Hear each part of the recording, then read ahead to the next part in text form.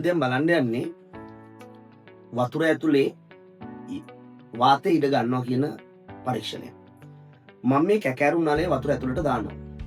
ඊට පස්සේ මම ඔයාලට පෙන්නන්නම්. මේක ඇතුළට වතුර යන්නේ නැහැ. මේක ඇතුලේ තියෙන වාතය ඉඩ ලබා ගන්නවා. ඊට පස්සේ මම මේක චුට්ටක් ඇල කරනවා. ඇල කරනකොට ඔයාලට පේන්නේ වායු බුබුලු පිට වෙනවා. ඒකම පිටවන වායු ප්‍රමාණයට සමාන විදිහට වතුර ඇතුල් වෙනවා. කරලා බලමු. එන්න බලන්න.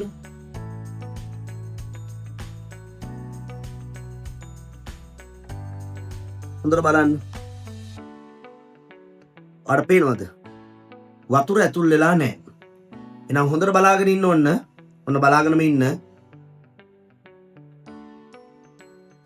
ඔයාලට පේනවා ඇති වායු බුබුලු දෙක තුනක් එළියට යනවා.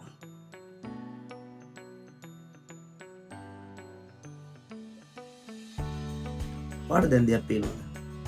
පිට වෙච්ච වතුර වායු ප්‍රමාණයට සමාන ප්‍රමාණයක් වායු ඇතුල් වෙලා. මම තා චුට්ටක් ඇතුල් කර වාතය අයින් කරන්න.